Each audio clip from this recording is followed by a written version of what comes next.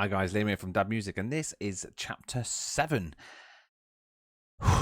It's been crazy to get here. I mean, the lad's been through hell, and I'm just going to go straight into the video again, just because I want to know what happens and what's happened. But so far, let's just go straight to the video. Before he even had the test results, the doctor in Brussels glanced up from the form he'd asked me to fill out, and he said, "You have Lyme disease. We can run the tests, but I'm certain of it." I'd heard of Lyme in passing during my hours trawling the internet, but I'd never spent long diving into it. It was an extremely rare disease in the UK that you can get from tick bites, so it never really came across my radar. I sat there, puzzled for a moment. I said, can I get better? He said that many people go on to recover. Some don't. Oh. Right. I wanted to ask him so many questions, but my mind at that moment was totally blank. The test results eventually came back, sure enough, positive for Lyme, and the co-infection Bartonella, along with many other biomarkers which suggested autoimmunity and immune dysfunction. My whole life, I'd been waiting for this moment. To have something printed on a piece of paper that showed that I wasn't actually fucking crazy. Should be smiling, but that I could shove in the faces of anyone who'd made me feel like a hypochondriac or like a head case.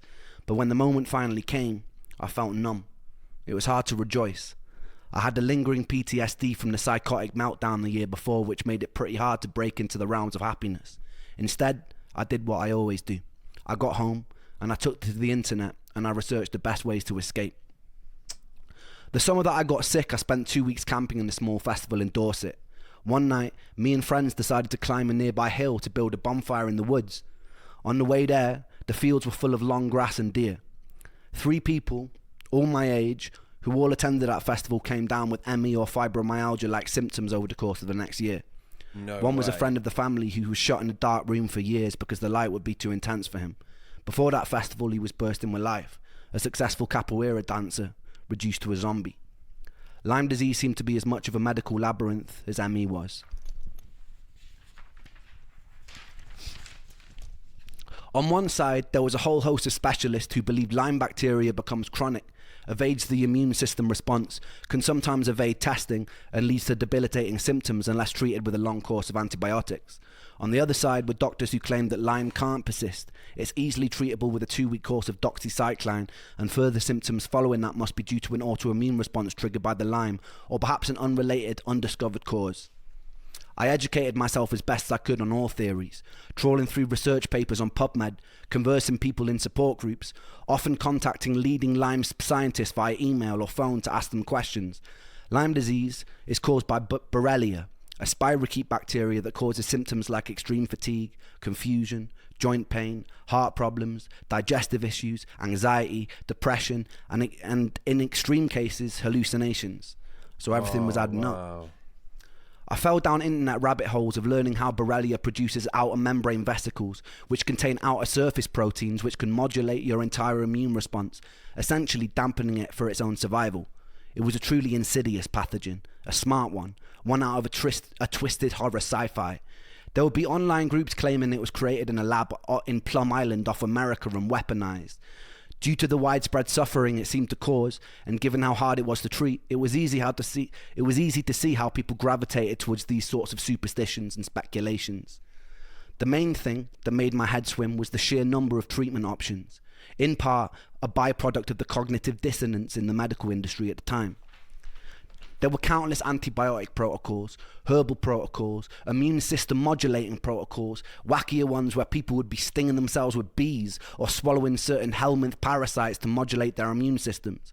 It was a wild west, and I wasn't so naive to be unaware that there were a lot of quacks in that space, selling people snake oil, financially taking advantage of desperation. Like a lot of the medical industry, I despise people and companies who see opportunity to profit from other people's misery.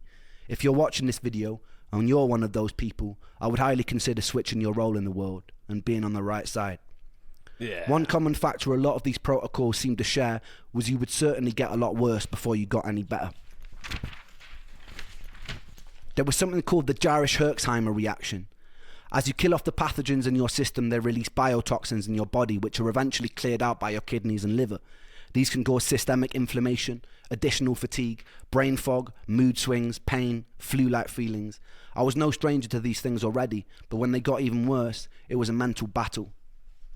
I sought out as many success stories as I could, and I looked for common threads in the ones of the people who made a full recovery. It seemed like long courses of antibiotics were working for some people, but to do it safely I needed to be in the care of a specialist. The NHS were fucking useless. After multiple appointments, one with an infectious disease specialist, they told me the most they could give me was a couple-week course of doxycycline. I knew that probably wouldn't be enough. Idiots. They told me chronic Lyme wasn't something that they recognised. I presented them with printouts of much of the research I'd gathered online for the most recent studies, which they dismissed. One of them told me I seemed obsessed, and they asked me if I thought about getting a hobby. What a dickhead. I fantasised about dragging him by his tie across his desk and pressing a stapler into his skull. Then I politely got up and left. Doxycycline would lead to improvements for a short time frame, and then my symptoms would come creeping back. I tried many antibiotic and herbal approaches to treat the Lyme without much luck. I tried things like Rife treatment, which is essentially running an electromagnetic pulse through your body in hopes that it will kill the bacteria. I was desperate. It seemed that America took Lyme disease far more seriously than the UK, which made sense as it was far more prominent there. I settled on a doctor called Dr. Jemsek over in Washington, and when I could, I would busk or I'd sell music online to raise money. My girlfriend at the time also ran a fundraiser, and my mum said that she'd also help contribute towards flights. BB. It's not easy being sick and broke, but somehow we made it work. A week before I was due to fly out, something happened which changed my whole life. I've always been a believer in the good that you're putting out in the world coming back to you. Luck, therefore, is more of a karmic consequence. When I was making video blogs, I wasn't doing it to build a following or for any sort of social merit or personal gain. I was doing it because I thought I was going to die. I was doing it because I wanted to feel like I'd left some sort of positive mark on the world, like I'd helped. I remember waking up one morning and going through the comment section of the latest video I'd posted, only to find a message from a British doctor who was running a clinic over in Germany in Los Angeles. He is the third and final angel of this story. I love how he calls them angels. He was reaching out to offer to help, and he didn't want anything in return. We exchanged messages and ended up jumping on a video call together. The angel explained that he sympathised with my story. His son was a musician, and at his clinic he'd seen firsthand the countless times the destruction that Lyme disease was causing. He explained his clinic was involved in cutting-edge stem cell procedures and seeing promising results for various autoimmune and Lyme patients. The cost of the procedure was upwards of $25,000, something that I could never afford. But he said that every year he personally selected patients to attend his clinic for free. He would offer me the treatment free of charge. All he wanted me to do was document my experience. It made sense to me that if Borrelia was able to modulate the immune system for its own survival, that an intervention that focused on immunological homeostasis would help. The clinic also offered antibacterial IVs targeting the Lyme and various other treatments intended to build the body back up after years of chronic health complications. I was kind of in shock. When a stranger reaches out and offers something so generous, it's natural to doubt his intentions, but something told me to trust this kind offer. I really had nothing to lose, and as morbid as it sounded, my willingness to die made it easy to throw myself into a more experimental procedure. There was also some security in the fact that he wanted me to document my experience and share it with the world. If it had been more sinister, surely he wouldn't want that sort of exposure. Yeah. I decided I'd still go to the initial consultation with Dr. Jemsek as I'd raised the money, but I would catch a flight to LA once it was done. Money was still an issue. The entire treatment length was about 6 weeks, and back then I could have never afforded the accommodation for that long. I decided to hop on Facebook, and I found a Lyme support group based in LA. There, I found people going through the treatment at the clinic who were happy to put me up in their guest rooms. Despite all our faults, human beings' ability to empathize, lift up strangers, and collectively solve problems purely because it's the right thing to do is such a beautiful characteristic to carry. I sincerely hope that we can find ways to hold on to our own empathy and humanity as we step into the future. I believe these traits will save us as a species. Survival of the fittest is a myth in a society where we have all our basic needs met. It becomes survival of those willing to cooperate. Wow. So true. The time came and I flew out to America with Momoko, keeping me company and keeping an eye out in case my health crashed. I went to the initial consultation in Washington, D.C. They recommended that I get on a minimum of a year-long course of various antibiotics and supplements, some to be rotated. I saw this as my fallback plan if the stem cells didn't work. We then headed to LA. It was summertime, so it was boiling. The clinic was based in Beverly Hills. The juxtaposition of spending most of my life in waiting rooms that were falling apart, feeling like a defective product on a conveyor belt that's being rushed along only to be dismissed, to then go into being in what felt like a 5-star health spa where there seemed to be a genuine care and interest for my well-being, was quite odd. I was greeted enthusiastically by the doctor. He seemed a lot younger than his age. When I mentioned this, he laughed and he said it was the stem cells. As we spoke, I could see his childlike enthusiasm for what they were doing at the clinic. Stem cells were very in vogue at the time. There was also much territory to explore, and the potential of what they could offer harder to treat diseases was incredibly exciting and promising. It was hard not to feel some of that contagious excitement leaking from the doctor. He explained that because I've been sick and misdiagnosed for so long, it wasn't going to be easy. There was no magic fix. At times I might feel like giving up, but I should trust the process. So I did. When we first arrived, I was staying on the floor of a young couple's apartment. They were just starting treatment at the clinic. Fontaine was a songwriter and he was an actor. One night he asked me if I liked bikes, and then he took me out on the back of his Harley Davidson and drove at high speed through the hills surrounding LA. It was interesting talking to Fontaine about her experience. I'd found people I could relate to online, but very rarely did I meet people in person whose experience had mirrored my own. She'd also been through the ringer of misdiagnoses, medical dismissal, left to suffer, trying desperately to claw back her own life. I started to realise this problem wasn't localised to the UK. It was global. So many people were going missing and screaming into a void. The first week at the clinic was aimed at building my body back up. I would sit for hours while various vitamins and nutrients were dripped into my body to address any deficiencies that may have occurred from years of being sick. They also offered talk therapy, lymphatic drainage massage, ways to calm your nervous system that would aid healing. I was still having to pinch myself that this was all free. I felt guilty for the people who had to pay. It wasn't easy. Occasionally I'd have an immune reaction to one of the IV drips. I didn't know at the time, but I had mast cell activation syndrome, which meant my body would become highly inflamed in response to many food, vitamins, even things like perfumes or scents from everyday cleaning products could set it off. Wow. A year later, while in the German clinic, I would be minutes away from nearly dying after going into anaphylactic shock during an IV drip. A nurse luckily caught me in the nick of time and injected me with an EpiPen. I spent a night in the emergency ward with Germans who couldn't speak a word of English, who put me on an electrolyte drip that made me feel even worse. During the second week in LA, I moved places to stay with another couple. The husband had been a prop and set designer for the Fresh Prince of Bel-Air. They were extremely generous with their time and space and became almost surrogate parents to me and Momoko. There is an unusual companionship you feel with someone who has faced similar levels of suffering as yourself, like an unspoken bridge of understanding. At the time, I was having difficulties with my girlfriend. I wanted her to come with me to LA, as this felt like a pretty pivotal moment in my life. It was a time where I really just wanted to feel safe, but she couldn't take the time off work. I think I felt a little bit funny about the fact Momoko had made the time and sacrificed her own work and she hadn't. She was being distant with me whenever we spoke on the phone, which frustrated me more and more. We ended up arguing a fair bit. I think this is the beginning of seeds that would soon grow into finding extremely difficult to be in relationships in general. I usually feel pretty unlovable, extremely isolated, very antisocial.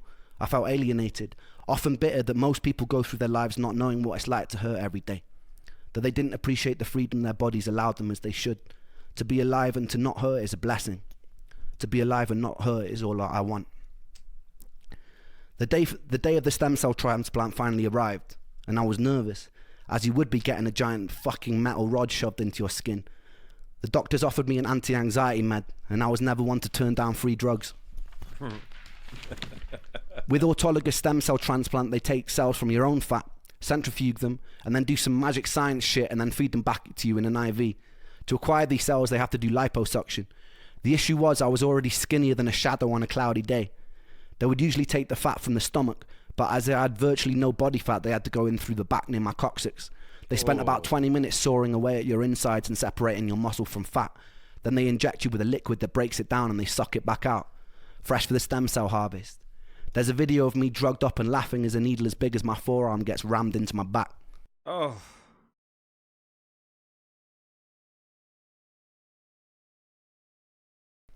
I returned home pretty bruised up, but full of hope. Like they're digging for gold. And so I'm pretty kind of bruised up. I've got these two little holes here where they took the stem cells out and they put them back in my arm. You can't really see on this camera because the light's too much, but I've got more holes in my arm than a Scottish heroin addict. I'd met people at the clinic who were further along the process than me, who were singing the praises of how much better they felt. For the first 3 months, I didn't really notice much, but I was told it would take time. I was already doing somewhat better from the 6 weeks of IVs. It's an unusual psychological space to be teetering on the precipice of hope that your whole life could change. There's a certain tension and a certain excitement that comes with that. I was also having big problems with my girlfriend at the time. I'd found out some things that had really shaken my trust.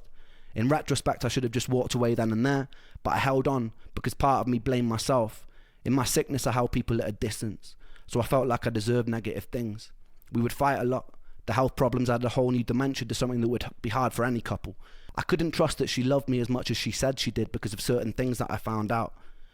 A few months after the transplant, me and her decided to get away from everything and stay with a mother on the south of Spain. One night, we were sat on the grass, looking up at the sky, being surrounded by avocado and lemon trees. It felt like we were in some sort of Eden-like paradise.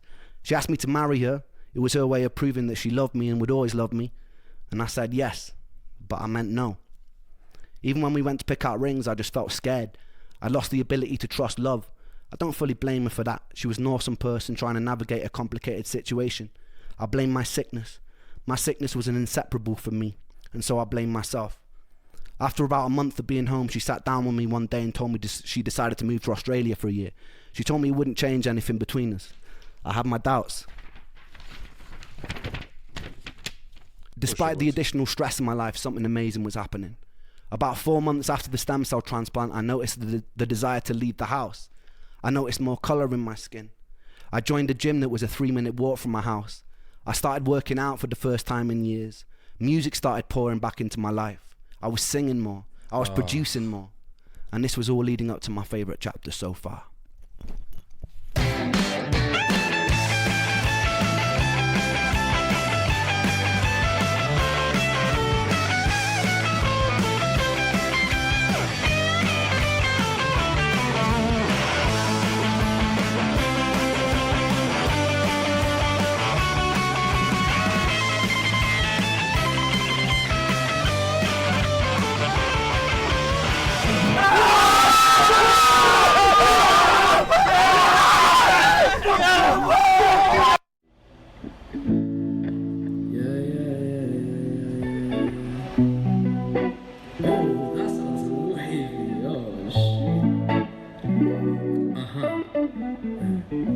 I've seen this.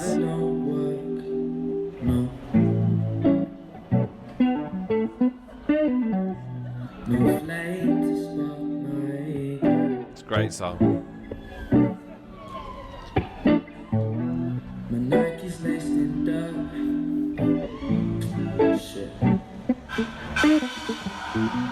I feel like I'm treading on my own soul. My headphones only working on the left side, but I try to live the right life. My eyes wide and I strive to stop my demons gripping from the inside. This road is dark and I can't find the batteries for my flashlight. It's just brilliant, isn't it? I'm blind and I'm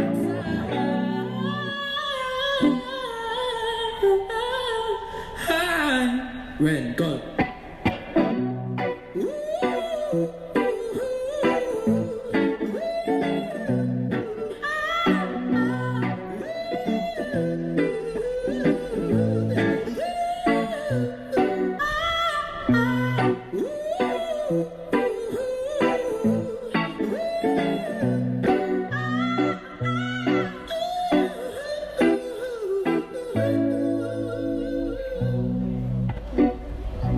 These drugs don't work.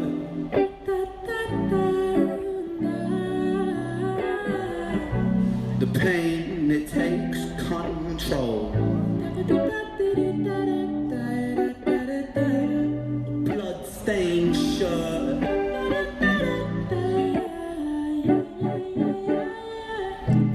I feel like I'm always being chased by the devil. I try to talk, but I can't seem to get my spoken words right. Amazing. And I try to keep my stutter alive. And this life, it can be ish, right? Cut you like a flip knife, twist and make you sick, right? And I think maybe I'll be better off alone. And so I redirect the calls from my phone. I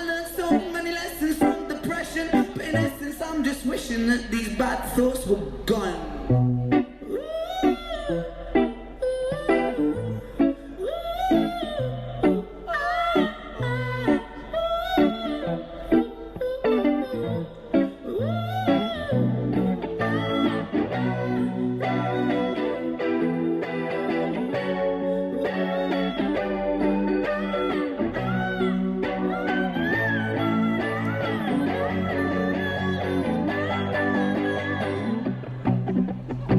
wait on this verse, it's actually mad. Sometimes I guess, sometimes it's when it's like time is against me. In my mind, I kind of mind it, on my mind it tortures So it's all me. making sense now. The stories, it's I shine so bright, these rhymes come out of me. Times I bleed, times I crawl, times I slip, times I fall, times my back's up against the wall so hard that the whole building could fall. Times I bruise, times I break, times I'm true, times I'm fake, times I'm when the forward is the opening is swallowing me for goodness sake. I think I'm gonna break cause the ache in his face. love that.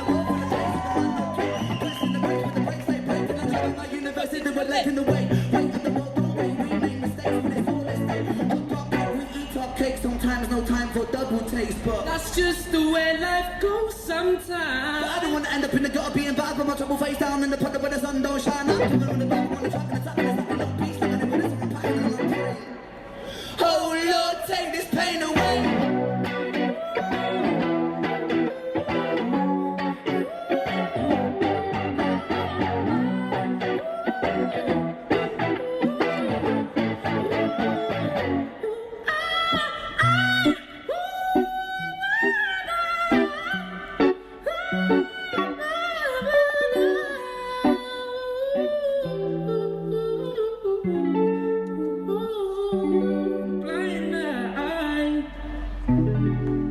Brilliant.